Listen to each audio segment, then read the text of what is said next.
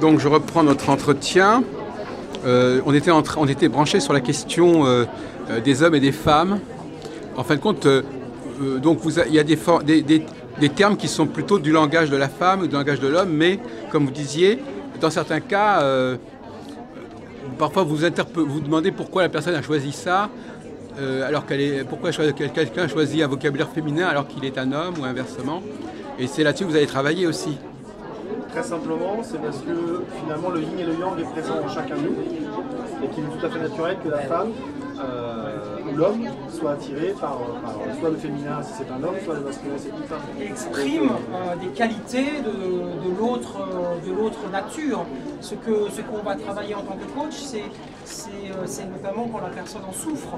Une personne par exemple qui se plaindrait qu'elle ne se sent pas assez femme ou elle fait un effet qui ne lui convient pas aux hommes, elle va se reconnaître dans des aspects peut-être essentiellement masculins, et donc peut-être que ça va être une source d'exploration, d'explication sur pourquoi est-ce qu'elle ne plaît pas aux hommes de la manière. Alors maintenant, ce qui peut se passer, c'est que dans cette liste où elle est attirée par les mots plus masculins qui représentent le yang, elle a beaucoup de mal avec les mots féminins qui représentent le yin. Oui. Et du coup, c'est là où nous on va pouvoir travailler avec elle sur ça, parce que généralement, pour avoir eu le cas, ces femmes ont envie d'aller vers. Oui, aujourd'hui c'est vrai que c'est très développé aujourd'hui. On va travailler sur les mots qui sont yin. Oui. En l'invitant à. Il y a des problèmes d'identification, la personne s'identifie à des valeurs masculines. Exactement, et c'est difficile après de l'amener, elle a du mal à elle-même aller là. Oui. Nous on va l'amener à. Vous la recadrez un petit peu. On essaie de l'amener plutôt que de la recadrer, de l'inspirer à qu'est-ce que ça pourrait être si tu incarnais ces mots-là. C'est un peu ça. Donc là vous avez comme un certain idéal de ce qu'est une femme et de ce qu'est un homme en fait. Pas du tout.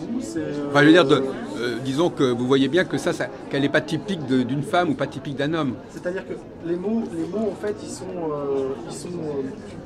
d'un côté, on a les mots masculins, d'un côté, les mots féminins.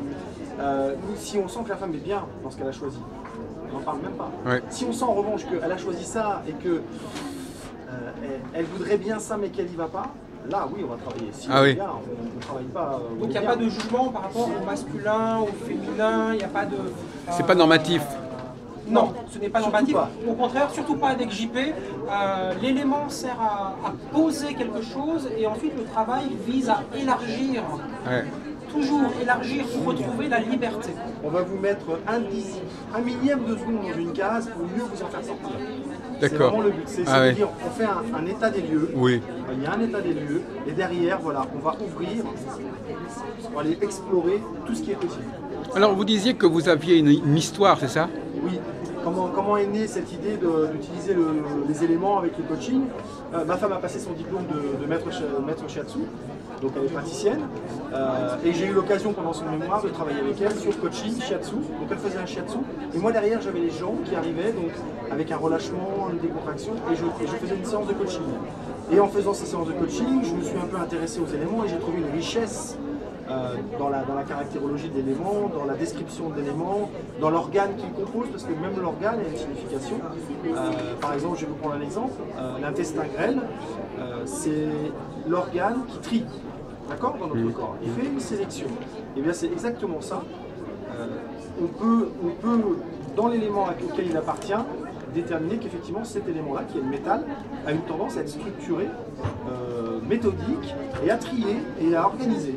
Donc on voit qu'il y a vraiment un rapport, et j'ai dit là, bingo, ça, si on met notre posture de coach au service des gens à l'intermédiaire des éléments, ça peut donner quelque chose d'assez exceptionnel, et c'est le cas. Et en fin de compte, vous êtes les seuls à avoir fait ce genre de connexion? J'ai connaissance d'une personne en Suisse qui le fait, mais pas de la même façon que nous. C'est vraiment, je ne peux pas vous en parler exactement, mais je sais qu'il y a une personne en Suisse qui le fait, j'avais vu son site. C'est pas la même utilisation des éléments, c'est beaucoup plus restreint, c'est moins dans le développement personnel. Mais qui est-ce qui a établi ces tests et ces listes Alors, le test qu'on utilise au départ quand nos participants viennent, c'est un test qui a été établi par Yves Requena et Marie Borel dans leur livre Le bien-être à travers le shiatsu. Le guide du bien-être et du shiatsu, quelque chose comme ça. Je vous en ai parlé en tout début d'interview. Et donc, eux, ils ont établi un questionnaire à travers les études de Gaston Berger, Ah oui, qui a Gaston fait Berger. des études caractérologiques. Ah oui, oui. Alors là, évidemment, caractérologique avec 8 types, où on met, pour exemple, le sanguin, par exemple. Oui. Là, on met les gens dans des cases. C'est les anciens tempéraments. Exactement. Et ce n'est qu'une inspiration qui permet de donner aux gens une indication de qui ils sont profondément. Et nous, ce qu'on les invite à faire, c'est à utiliser tous les genres et à augmenter leur gamme. C'est un petit peu comme si on peignait qu'avec une seule couleur, finalement. Nous, on leur dit, vous pouvez peindre avec plein de couleurs. On commence à leur dire, ils identifient eux-mêmes finalement quelle est la couleur qui leur ressemble le plus. Ah, il y a aussi ça. Et ensuite, on leur dit, mais tu es au courant qu'il y a plein de couleurs et que si tu veux, tu peux peindre un tableau avec toutes les couleurs. Et ça va te permettre plus de choses dans ta vie. Et donc en fait, ils disent, bah oui, vraiment, j'ai envie. Quand on voit l'affiche derrière, on voit bien qu'il y a plus de couleurs, ça resplendit plus qu'une seule couleur. Et alors l'autre liste, les autres séries de mots, vous les avez trouvées comment alors les séries de mots, je les ai extraits par la lecture. Moi j'ai lu le livre. Et dans ce que Yves Requena a ressorti des types de Gaston Berger, avec le parallèle aux éléments. Donc il a fait un parallèle entre les éléments et les types, d'accord, de Gaston Berger. Moi j'ai fait une lecture et j'ai extrait les mots forts, les mots qui ressortaient de cette description. Ah oui, d'accord, vous avez pris ces travaux à lui. Exactement, j'ai fait une lecture et j'ai extrait les mots forts qui représentent l'élément. J'ai pris les travaux de Yves Requena, pas de Gaston Berger. Yves Requena a fait un travail dessus. Moi j'ai vraiment extrait, j'ai refait un travail finalement, pas une synthèse parce que je n'ai pas vraiment synthétisé, j'ai vraiment sorti les mots forts. Les mots clés, les mots forts, et on a fait une sélection avec ma femme qui elle connaît beaucoup plus que moi encore. Et on va le refaire parce qu'on a relu et on a trouvé qu'il y avait des variations. Oui. Ce qui est important de toute manière, c'est de bien comprendre que le coaching commence avec un outil ou utilise un outil et que dès que c'est possible, on abandonne l'outil parce que le client incarne ce dont il parle, ce sur quoi il travaille. Donc l'outil, oui, c'est une liste de mots, cette liste de mots elle peut changer, mais à un moment c'est une énergie, c'est une identité et c'est ça qui compte. Et c'est dans ça qu'on veut connecter la personne. C'est un point de départ, c'est juste un point de départ. Et alors est-ce que quand vous rencontrez quelqu'un, vous avez une première idée de son appartenance élémentaire ou élémentielle? Oui, on peut faire un petit test. On va le faire avec vous? On va le faire avec vous. Je sais pas, oui, essayez toujours. Oui. On va voir. Quand vous prenez une décision, vous fonctionnez comment? Quand vous devez prendre une décision de faire quelque chose, de faire un choix, vous procédez comment? Je sais pas. Est-ce que c'est rapide? Est-ce que vous avez besoin d'avoir beaucoup d'informations pour prendre votre temps Si je vous dis là, vous avez 2 secondes pour répondre. Oui, je peux prendre une décision très rapide, oui, mais oui. C'est votre fonctionnement ou vous allez le faire parce qu'on vous met la Non, je peux passer à l'acte très très rapidement, oui. De quoi vous avez besoin pour être rapide? De sentir que c'est nécessaire, je sais pas. Sentir. Voilà, on a une indication. Vous avez besoin de ressentir que cette question est importante ou qu'elle nécessite qu'on réponde vite. Ou qu'il y a une opportunité à saisir. Mais vous avez besoin de le sentir. Probablement, oui. Est-ce qu'il y a besoin que ça ait un sens aussi, ce que vous allez répondre? C'est important à vos yeux. C'est curieux, c'est un mot qui ne m'inspire pas trop. Pourtant, j'ai pris beaucoup de décisions, mais je veux dire que c'est pas un mot qui fait partie spécialement de mon vocabulaire. Voilà, on a vérifié. Ça, vous auriez pu être l'élément O, parce que l'élément O a besoin qu'il y ait un sens, prend son temps pour prendre la décision. Donc, on va plutôt passer du côté finalement métal. Où vous êtes capable de structurer, de dire, il y a ça, il y a ça, il y a ça, très rapidement. D'analyser et de prendre la décision, parce que le métal il aide à choisir, il aide à trancher. Le métal coupe le bois, donc le métal il tranche. Moi j'ai tendance à, comme vous disiez, je reviens, j'avance par étapes, voyez-vous. Donc par étapes, on voit, il y a comme une structure, une méthodologie qui... Oui, et je peux toujours aller plus loin par rapport à ce que je ne m'arrête pas à une décision définitivement. C'est toujours par rapport à autre chose ou dans un processus. Donc il y a une vraie synthèse, une vraie... Les mots que vous utilisez, étape, processus, c'est plutôt des mots du champ lexical du métal. Là, c'est juste sur une question ou deux, donc c'est pas aussi... On a dit que ça donnait une idée. Voilà. Mais vous seriez peut-être Élément métal. Exactement, et il serait nécessaire, si vraiment c'était une question très importante, avec de gros enjeux, d'avoir besoin d'aller dans l'eau, la réflexion, que ça ait du sens pour prendre cette décision. Et si vous ne le faisiez pas, alors il y aurait un excès de métal. Ouais. Et là, ce serait un déséquilibre. Et nous, en fait, finalement, ce qu'on chasse, c'est le déséquilibre. On va à la rencontre de l'équilibre. Parce que les éléments de la médecine traditionnelle chinoise recherchent l'équilibre. Ils se nourrissent les uns contre les autres, se contrôlent les uns les autres pour arriver à l'équilibre. Ouais. C'est ça, en fait, la recherche. Puisque l'épanouissement, c'est quoi? On recherche tous l'équilibre dans notre vie. Mais je répondrais aussi, parce que moi je travaille beaucoup sur les cycles, je répondrais que ça dépend des périodes en fait. Et oui, et je vais vous dire pourquoi, par rapport aux éléments, c'est que chaque élément correspond à une saison. Oui, c'est ça. Donc ce sont des cycles. Pas uniquement des saisons, mais il y a des moments où je ne suis pas dans le même mode de fonctionnement. On parle des saisons saisons de de la la vie. MTC, hein. Les saisons de la MTC, et pas les saisons d'accord. européennes C'est quoi, du 21 décembre Oui. au 21 Oui. mars. Non, non. Là, par exemple, on est encore dans le détail jusqu'au 18-19 octobre. Oui, c'est ce que me disait votre Il y a la Terre après qui va venir, parce que la Terre c'est le moment de faire le bilan Oui. de ce qui s'est passé, où j'en suis, est-ce que mes actions ont apporté ce que je voulais, etc. Pour mieux repasser dans la saison suivante. Oui, oui. Vous avez un sens du continu là, qui est intéressant. Oui. Les éléments se suivent saison après saison, c'est un cycle et vous avez tout à gagner à être dans l'énergie de l'élément de saison, effectivement. Je disais tout à l'heure à une dame que si on doit commencer un régime, on le commence dans l'hiver des éléments.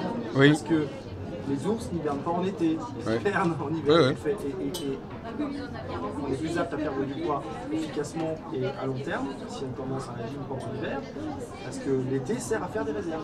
Et nous, on a tendance à fonctionner autrement, impacté par la société. Oui, oui, d'ailleurs j'ai parlé avec une autre personne, elles ont à peu près la même démarche, il y a des choses qu'il faut commencer en automne. Bien sûr. De la même manière, pour se reposer, c'est plus simple en hiver qu'en été. Malgré le fait qu'on prend nos vacances l'été, ou au contraire, on a beaucoup d'énergie, on est très extraverti, on est presque hyperactif. C'est plus simple de se reposer l'hiver où finalement il y a moins de stimuli extérieurs, on est plus dans des relations cosy, intimes. L'énergie est vraiment au plus bas de l'élément, hein, tout est au ralenti.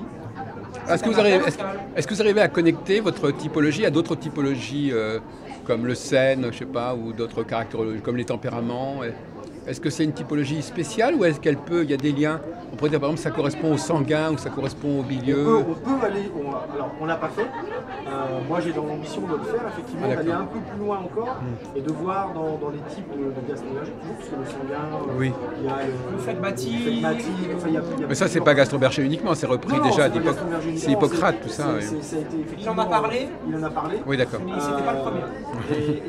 Et effectivement, on peut faire un parallèle et aller beaucoup plus loin, comme on peut faire aussi un parallèle en allant plus loin avec les éléments. Puisque les éléments, là, on les utilise, on est à 5% de ce qu'on peut faire avec les éléments. Mais alors est-ce qu'il y a un rapport à une dimension anatomique ou physiologique avec ça? Alors, il y en a une. Nous, on s'en sert pas, ça c'est plutôt le côté de ma femme. Oui. C'est le shiatsu, par exemple, la cultivation. Alors, effectivement, on peut déterminer, comme je vous disais tout à l'heure, en imaginant que je vous presse ici et que vous fassiez ça fait très mal.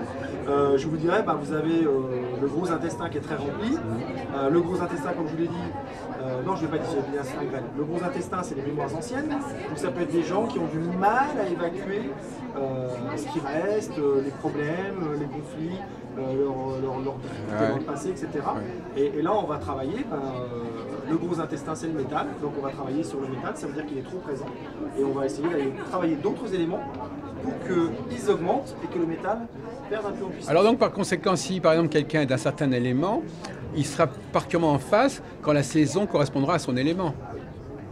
Ou en excès, parce que Ah oui, en excès, oui. il y a besoin de puiser peut-être un peu dans les autres, dans la façon dont on fait nous, pour être équilibré. Parce que si on se laisse entraîner par son élément, par exemple, le bois au printemps, il peut y avoir une sorte d'euphorie comme ça. Exactement, exactement. Et ce travail qu'on fait, c'est toujours pour réguler les excès.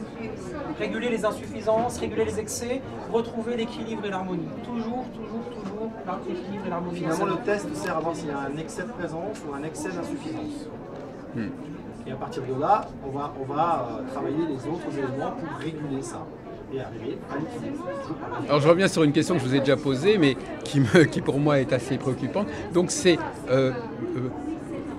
fondamentalement, bien qu'on parlait tout à l'heure les hommes et les femmes, c'est la même chose en fait, pour vous, par rapport à votre système. On va dire la même chose.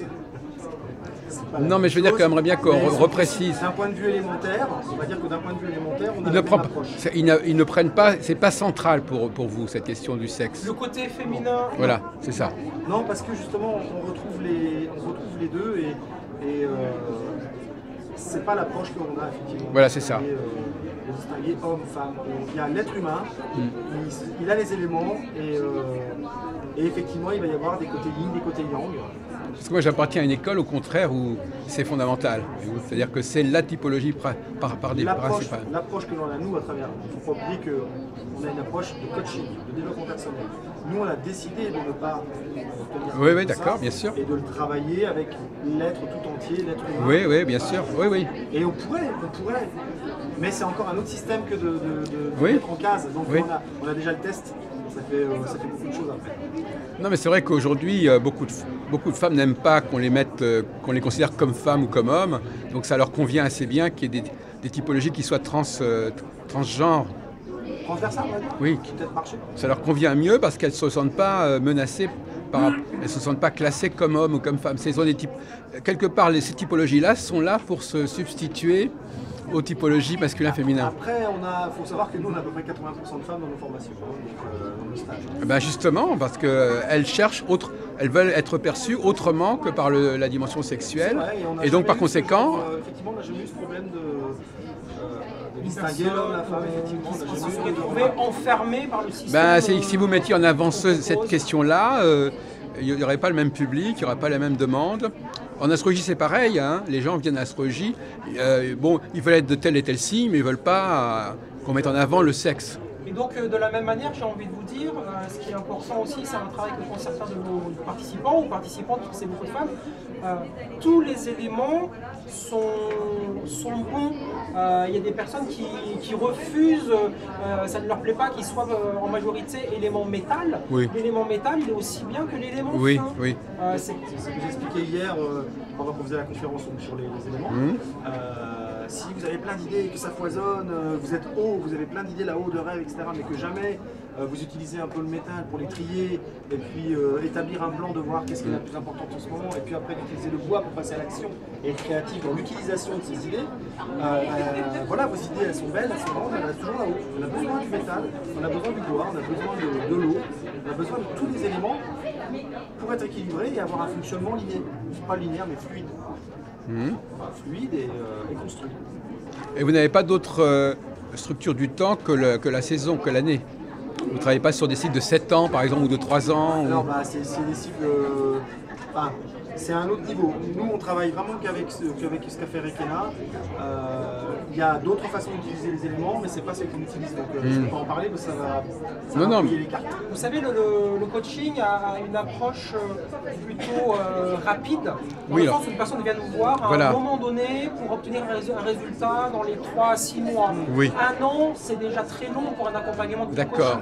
Donc les cycles de 7 ans ont beaucoup de sens dans la démarche de vie d'une personne, mais dans le travail du coaching, beaucoup moins, et c'est peut-être une des raisons pour lesquelles on ne s'est pas penché. Et juste si je fais une petite aparté de 10 secondes sur les éléments qui sont inspirés de l'astrologie chinoise, eux ils travaillent sur des cycles de 9 ans, puisqu'il y a 9 planètes qui sont présentes. Oui. Donc ça c'est différent.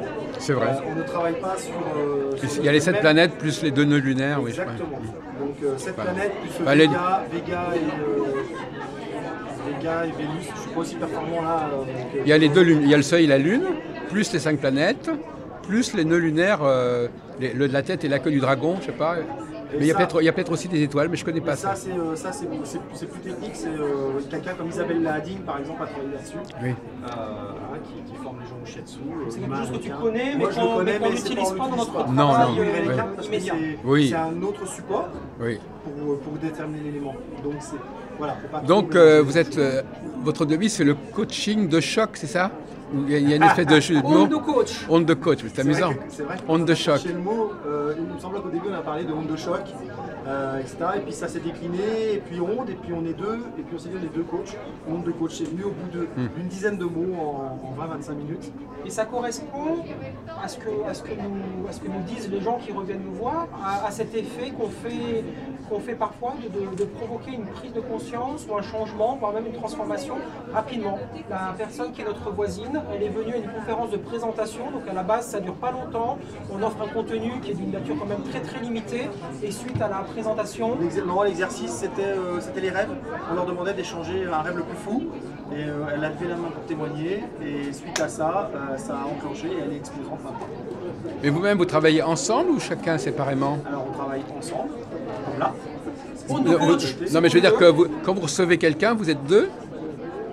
On travaille sur les séminaires. Ça dépend qui c'est. Nos stages, nous sommes deux. En entreprise, pour un coaching d'équipe, c'est à deux aussi. Une consultation individuelle, une séance de coaching, c'est soit JP, soit moi. On aimerait développer avec les chefs d'entreprise ce qu'on appelle du co-coaching, c'est-à-dire un cadre supérieur, un manager, un PDG, avec deux coachs. Pourquoi? Parce que deux coachs, gamme. On est encore dans les couleurs finalement. Plus de couleurs disponibles pour la personne en face, plus de registres disponibles pour la personne en face, plus de perspectives disponibles pour la personne en face, et plus de puissance. Mais vous savez qu'il est sorti un film cette semaine, là, Tu veux ou tu veux pas, avec Sophie Marceau et Bruel, où on voit, ils reçoivent, c'est l'histoire d'un conseil conjugal, ils sont toujours un référentiel masculin, un référentiel féminin. Donc là aussi, c'est pas tellement important que vous soyez deux hommes. Non. Et puis comme vous voyez, on est frères jumeaux. Oui, moi je suis entier. Non, vous n'êtes pas tout à fait du même genre. Si, moi je pense que j'ai mangé un peu plus dans le ventre, mais d'accord, enfin bon. Non, mais ce que vous dites là, ça me rappelle une anecdote il y a 15 jours. Une dame qui vient à une conférence sur les relations et qui dit ah oui, mais parce que les hommes, et qui fait une grosse généralité sur les hommes. Donc je pointe, j'en parle, etc. et comprend. Et une femme derrière dit à nouveau ah les hommes, et là j'ai vu tout le monde qui a regardé cette femme qui venait de le dire, et elle-même elle a fait ah. Voilà, elle a compris qu'elle généralisait et qu'on ne peut pas dire les hommes, les femmes. Il y a vraiment d'explorer l'être humain. Et vous généralisez avec cette typologie de 5 éléments quand même. Vous n'êtes pas. Oui, non, mais parce que par exemple, le tort des astrologues, c'est que chaque personne est différente. Bien sûr. Chacun a son thème natal. Alors là, on s'en sort plus. Je veux dire, effectivement, on n'a pas de repère. Dans la liste, il y a beaucoup de mots, mais on leur en fait choisir que 2 ou 3. Donc chacun, avec 15 personnes, ils peuvent avoir choisi des mots complètement différents et qu'on ne retrouve pas 2 fois les mêmes mots. Et d'ailleurs, certains mots sont présents dans plusieurs éléments. Ce qui permet d'utiliser le même mot avec l'énergie de la terre ou de l'eau. La créativité de l'eau, la créativité du bois qui est plutôt vers l'avant dans l'action. La créativité de l'eau qui est plutôt là-haut, dans la spiritualité, dans la réflexion, dans l'imagination. Est-ce que vous avez travaillé sur le plan de la musique? Est-ce qu'il y a des musiques plutôt de tel élément? Alors il y a des sons, mais ça on l'a pas mis dedans, c'est très poussé. Il y a notamment Ronce, je ne me rappelle plus de son prénom, qui est quelqu'un qui est très fort en shiatsu et qui travaille effectivement, qui fait découvrir les éléments, mais alors dans toute leur gamme, l'odeur, le sens, le goût, l'organe, etc. Et le son, parce qu'il y a un son qui correspond à chaque élément, et c'est très pointu et ce n'est pas utilisable comme dans nos stages. Mais oui, il y a un son qui correspond à chaque élément. Écoutez, je crois qu'on va terminer notre entretien. Je vous remercie, c'était très vivant. Donc on va le mettre en ligne ce soir, vous verrez. Et on va